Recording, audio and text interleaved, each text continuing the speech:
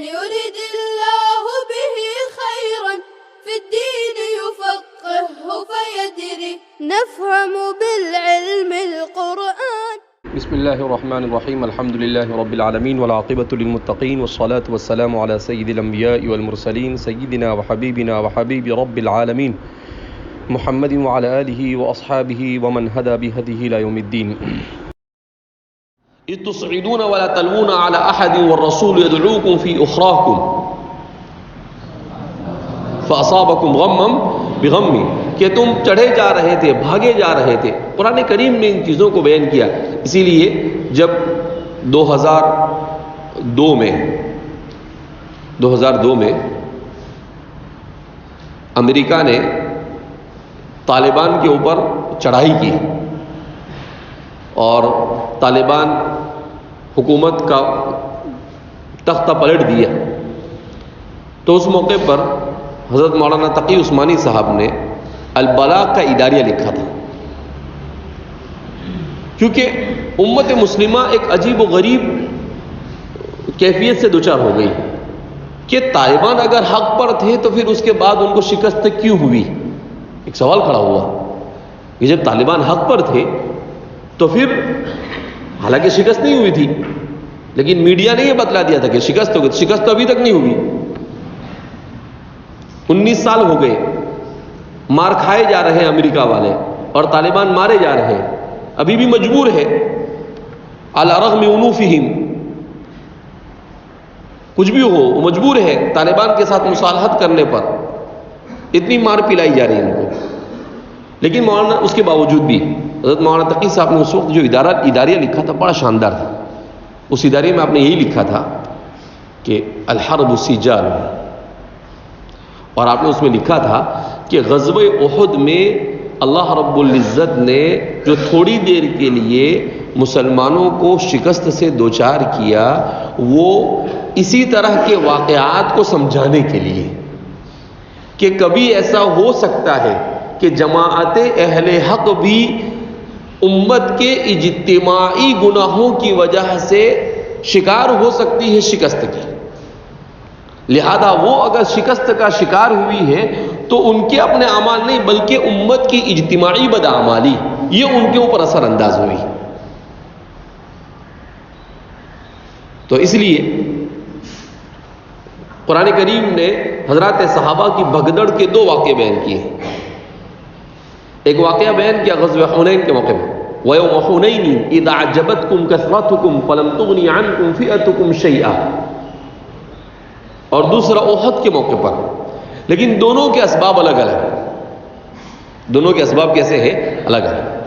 اگر آپ غزوہ احد کو دیکھیں گے تو غزوہ احد میں جو سبب تھا وہ سبب کیا تھا کہ رسول اللہ صلی اللہ علیہ وسلم مدینہ میں رہ کر لڑنا چاہتے تھے، مگر صحابہ نے جوش اور جذبے میں آ کر مدینہ سے باہر لڑنے پر اصرار کیا. تو یہاں پر رائے رسول کے ساتھ تصادم ہوا، اطاعت رسول میں کوتاہی ہوئی ایک نمبر پر. پھر اس کے بعد اللہ کے رسول صلی اللہ علیہ وسلم نے جبل الرومات پر جن کو کھڑا کیا تھا ان سے کہا تھا کہ اگر ہمیں پرندے بھی نوچ کھائے تب بھی تم یہاں سے ہلنا مت، حضرت سعید بن جبیر وغیرہ کے ساتھ. تو وہ تو کھڑے رہے 2-4-5 صحابہ، لیکن دوسرے لوگ وہاں سے کیا ہو گئے؟ چلے گئے. جنگ ختم ہو گئی، اس لیے کہ مسلمانوں نے احد میں ان کو ایسی مار پلائی کہ مکہ والے بھاگنے پر کیا ہو گئے؟ مجبور ہو گئے قریش یہ بھاگنے. اب جب دیکھا کہ وہ بھاگ رہے ہیں تو اس کا مطلب جنگ ختم ہو گئی. جنگ ختم ہو گئی تو انہوں نے اجتہاد کیا، اجتہادو. یہاں بھی کیا کیا انہوں نے؟ اجتہاد کیا.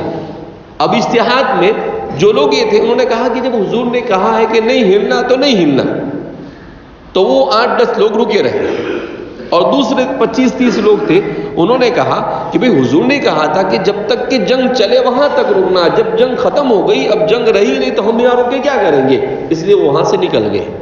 اجتہدوا فاخطئوا. جب عبارت النص موجود تھی تو اجتہاد نہیں کرنا تھا، لیکن حضرات صحابہ کو اتنے مرتب اور منظم انداز میں اصول ابھی تھوڑی پڑھائے گئے تھے، ابھی تو ابتدائی دور تھا، لہذا ان سے اجتہاد میں غلطی ہوئی. اور تو اب قرآن کریم نے سکھایا کہ آغاز جنگ میں بھی تم نے رسول اللہ صلی اللہ علیہ وسلم کی رائے کی مخالفت کی، اور انتہائی جنگ میں بھی تم نے رسول اللہ صلی اللہ علیہ وسلم کی رائے کے پر عمل کرنے میں کوتاہی کی۔ مخالفت اچھی بات نہیں ہے، کوتاہی کی۔ تو ان دو کوتاہیوں کی وجہ سے تمہیں تھوڑی دیر کے لیے شکست سے دوچار ہو۔ جنگ احد میں شکست ہوئی، مگر شکست جزوی ہے، وہ شکست کلی نہیں ہے۔ اسی لیے کہتے ہیں کہ حق کو حالات کی بنیاد پر شکست جزوی ہو سکتی ہے، شکست کلی حق کو کبھی نہیں ہوگی۔ وہ کیسے جزوی شکست تھی کہ تھوڑی دیر کے لیے خالد بن ولید ابھی مسلمان نہیں ہوئے تھے، تو انہوں نے پیچھے سے جبل الرومات پر سے آ کر حملہ کیا اور بھگدڑ مچ گئی صحابہ میں۔ پھر اس کے بعد صحابہ اکٹھا ہوئے، اور اکٹھا ہونے کے بعد پھر صحابہ نے مار پلانا کیا شروع کیا۔ پھر جب صحابہ نے مارنا شروع کیا تو وہ بھی مرنے لگے، تو انہوں نے سوچا کہ بھاگ گئے۔ آدھا راستہ پہنچنے کے بعد وہ ایک دوسرے سے پوچھتے ہیں کہ جنگ کون جیتا؟ ہاں یار، کون جیتا؟ اپن۔ بولے اپن جیتے تو بھاگے کیوں اپن؟ ارے جنگ ہم جیتے تو بھی بھاگے کیوں ہم؟ بولے ہاں یار، جیتے تو بھاگے کیوں؟ القلوب بین اصبع الرحمن یقلبها کیف یشاء۔ تو وہ سوچنے پر مجبور ہو گئے کہ ہوا کیا؟ بولے ہاں یار، اگر ہم جیتے تو بھاگے کیوں؟ بولے چلو واپس جاتے ہیں۔ کہا نہیں، اب تو وہ جمع ہو گئے، اچھے سے اور مار پلیں گے، چلو جان دو، دوسری مرتبہ لڑیں گے۔ تو اس جنگ میں کیا ہوا؟ 3 مرتبہ الٹ پھیر ہوئی۔ پہلے مسلمان جیتے، پھر جزوی طور پر مسلمانوں کو تھوڑی دیر کے لیے شکست ہوئی، پھر آخر میں مسلمان جیت گئے۔ اس لیے کہ وہ تو بھاگ گئے نا۔ ارے بھاگنے کا مطلب کیا؟ شکست، ہار گئے۔ اگر جیتے ان کو دوبارہ کیا ملی؟ کامیابی ملی۔ اس طریقے سے اہل حق کامیاب ہوئے۔ پھر اس کے بعد یوم حنین میں کیا ہوا کہ حضرات صحابہ کی بہت بڑی مقدار تھی نا، تو صحابہ نے کہا کہ ہم تو 200-300 ہوتے تھے تو ان کو گاجر مولی کے جیسا کاٹتے تھے، اب تو کیا ہے؟ وَيَوْمَ حُنَيْنٍ إِذْ أَعْجَبَتْكُمْ كَثْرَتُكُمْ، جب تمہاری کثرت نے تمہیں عجب میں ڈال دیا۔ کہا کہ آج تو ہم 10-12 ہزار ہیں، اپنے سامنے کون ٹکے؟ تو عجب آیا، اللہ کو پسند نہیں ہے کہ میرے صحابہ عجب کا شکار ہو۔ یہ الزام لگا رہے ہیں کہ وہ حرص اور لالچ کا شکار تھے۔ ان صحابہ کے سلسلے میں قرآن کریم کیا بیان کرتا ہے کہ ان کا عجب بھی اللہ کو پسند نہیں تھا، جبکہ بعض مواقع پر عجب علم میں اور عبادت اور طاعت میں عجب جائز ہے۔ عجب اور حسد میں فرق بیان کیا گیا ہے۔ تو حضرات صحابہ کے لیے جب عجب اس کے بارے میں اللہ رب العزت نے یہ بات بیان کی، تو ظاہر سی بات ہے دوسری تو قرآن کیا کہتا ہے؟ اذا اعجبتکم کثرتکم فلم تغنی عنکم فئتکم شیئا، تو تمہاری فئہ نے، تمہاری اتنی بڑی جماعت تم کو بے نیاز نہیں کر سکی۔ تو اب اسی میں اس غزوہ حنین کے موقع پر کیا ہوا؟ صحابہ کے اچانک چھپے ہوئے تھے دشمن، کہیں سے بھی نکل کر حملہ کرنے لگے، تو صحابہ میں بھگدڑ مچ گئی۔ پھر اللہ کے رسول صلی اللہ علیہ وسلم نے کہا انا النبی لا کذب انا ابن عبد المطلب، اے لوگوں کہاں بھاگ رہے ہو، آؤ۔ حضرت عباس بھی چونکہ اسلام میں داخل ہو چکے تھے، فرماتے ہیں کہ حضرت عباس کی جو آواز تھی وہ پہاڑی آواز تھی۔ کہا کہ حضرت عباس جب چلاتے تھے تو چور بھی رات میں بھاگ جاتے تھے، بہت بھری ہوئی آواز تھی آپ کی۔ تو حضرت عباس نے پھر کہا اے لوگوں کہاں بھاگ رہے ہو، یہ اللہ کے رسول یہاں موجود ہے۔ تو پھر صحابہ جمع ہونا کیا ہو گئے؟ شروع ہو گئے، اور پھر جنگ ہوئی اور پھر کامیابی ملی۔ تو یہاں بھی ایسے ہی ہوا، پہلے کامیابی، پھر جزوی طور پر بھگدڑ، شکست بھی نہیں تو تھوڑی سی بھگدڑ مچی، اور پھر اس کے بعد تو اللہ رب العزت نے 2 چیزیں کہ مسلمان یہ اسباب ظاہریہ پر اللہ کو چھوڑ کر جب توجہ زیادہ دے گا تو اللہ کی مدد نہیں آئے گی۔ اطاعت رسول میں کوتاہی کرے گا تو اللہ کی مدد نہیں آئے گی. ان دونوں جنگوں سے یہ دو اصول سکھائے گئے ہمیں. ان دونوں جنگوں سے کیوں؟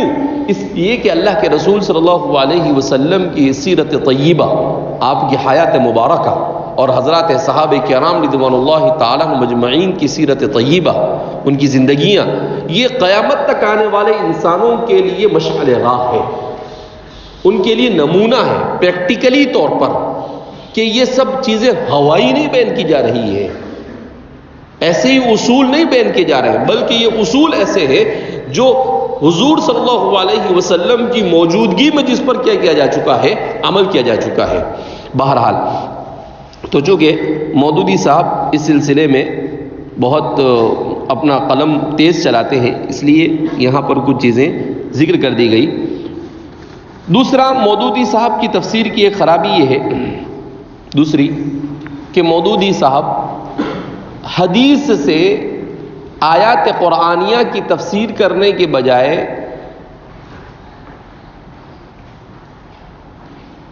تورات اور انجیل پر زیادہ اعتماد کرتے ہیں. تورات اور انجیل پر زیادہ اعتماد کرتے ہیں.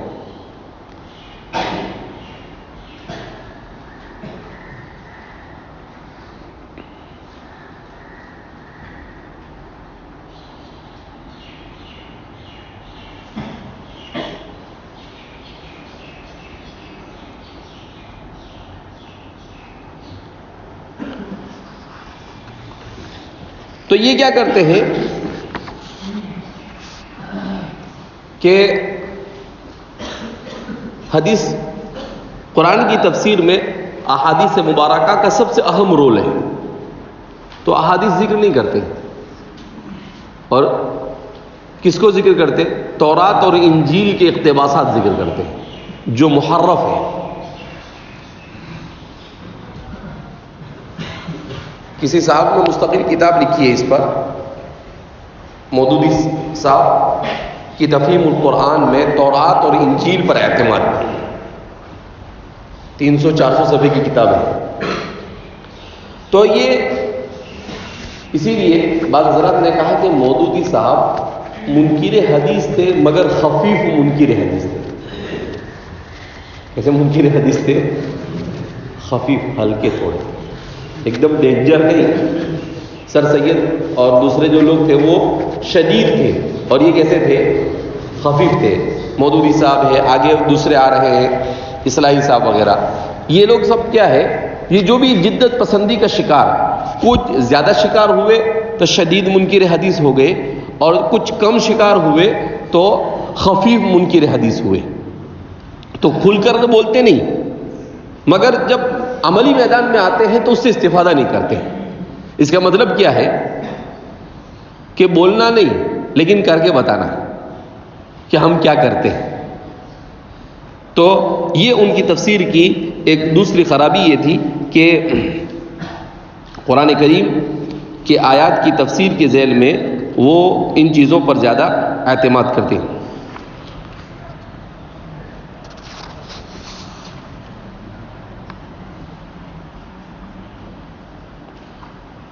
تیسری خرابی،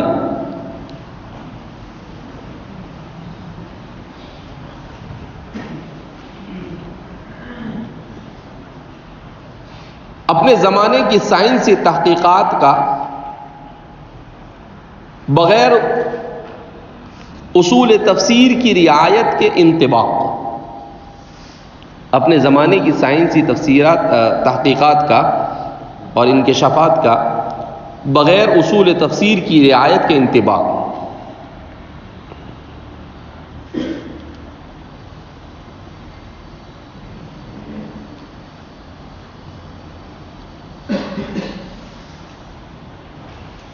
جیسے آپ نے 7 آسمانوں کے سلسلے میں لکھا ہے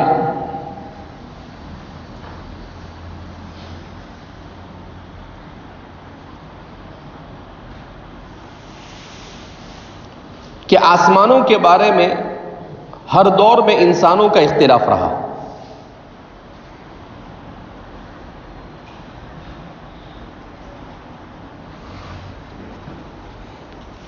لہذا قرآن جہاں پر سبع سماوات ذکر کرتا ہے،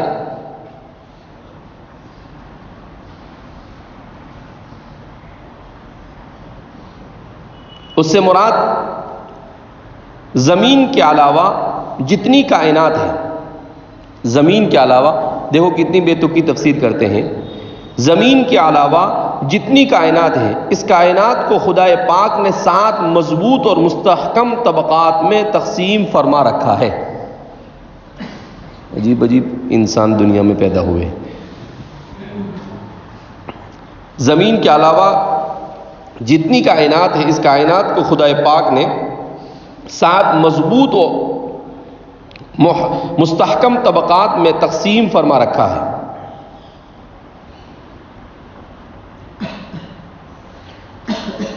یا یوں کہیے کہ یہ کشادہ سطح جو کائنات کے ارد گرد پائی جا رہی ہے، یہی 7 آسمان ہے۔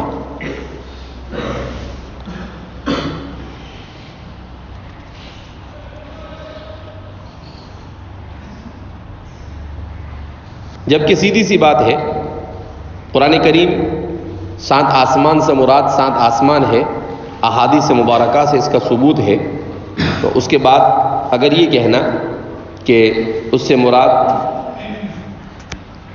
7 آسمان نہیں بلکہ 7 فضائیں ہیں، تو یہ صریح قرآن کے نصوص اور احادیث مبارکہ کے نصوص کے بھی خلاف، کیونکہ معراج کی جو روایت ہے، اسراء اور معراج کی، اس میں آپ نے پڑھا، احادیث صحیحہ بخاری کی روایت ہے کہ جس میں اللہ کے رسول صلی اللہ علیہ وسلم کو حضرت جبریل لے کر گئے، پہلے آسمان پر پہنچے، دوسرے آسمان پر پہنچے، تیسرے آسمان پر پہنچے۔ اسی لیے میں نے آپ کو پہلے ہی کہا کہ ان کے یہاں پر گڑبڑ کیا ہے